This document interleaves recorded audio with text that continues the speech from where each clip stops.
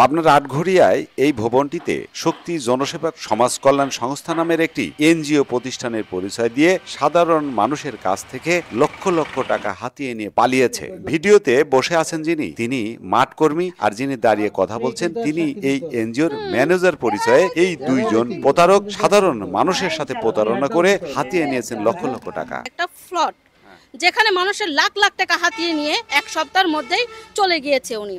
সেখানে আমিও একটা ভুক্তভোগী, আমিও 18,000 টাকা দিয়েছি, এরকম আরো হাজার হাজার মানুষ দিয়েছে। এখন আমার অফিসে আসার কথা ছিল, আমি আসছি, এখন দেখছি এখন নেই উনিরা। গত রাতের কোনো এক সময়ে এই ভবন থেকে কম্পিউটার আসবাবপত্র নিয়ে পালিয়ে যান তারা। যে ঈদের আগে তারা লোন দিতে চাইলো, যে ঈদের আগে আমরা বৃহস্পতিবারে লোন দিয়ে দেবো। পরে আমরা টাকা জমা দিলাম, সব 18,000 টাকা জমা দিলাম। বুধবার আমাদের লোন দেওয়ার কথা, বুধবার ফোন করি আরই নেই, বন্ধ। আমরা কি চাই, এটা সুষ্ঠু শাস্তি চাই, কারণ একজন প্রতারণার শিকার হয়েছি, যে এটা যেন আর কেউ না হতে পারে। এরকম বিপদগ্রস্ত যদি অন্য কেউ না হতে পারে, এরকম অন্য জায়গায় ফ্লড যদি না করতে পারে, আমরা চাচ্ছি যে এদেরকে ধরে, যে যেখানে দেখবে ধরে মানে আইনের আওতায় নিয়ে আসুক। বিষয়টি জানে না ভবন মালিক ও এলাকাবাসী। আমরা একদিন ছিল, ওরা থাকেও না এখানে, চেয়ারটা তুলে চলে গেছে।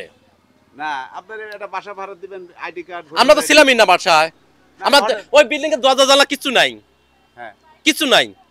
ওরা কি এখানে এসে থাকে না? না, থাকে নাই। ওই আপনারা এসে অফিসে বসছিলেন। হ্যাঁ, আমরা একটা অফিস যেরকম থাকে আর কি, চেয়ার টেবিল কম্পিউটার সব ছিল, বাট এখন আসতেছি মানে এখন কিছুই নেই, পুরো ফাঁকা।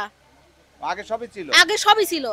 আপনার আটঘরিয়া বাজার সন্নিকটে এই বিল্ডিং এর 3 তলায় শক্তি জনসেবা সমাজ কল্যাণ সংস্থা নামের একটি ভুয়া এনজিও গ্রাহকদের কাছ থেকে হাজার হাজার টাকা হাতিয়ে নিয়ে উধাও হয়ে গেছে। গত রাতের কোনো এক সময় এই বিল্ডিং থেকে তারা উধাও হয়ে যায়। আজকে সকালে এলাকাবাসী জানতে পেরে তারা এখানে এসে তাদের এই আহাজারি আমরা দেখতে পেয়েছি।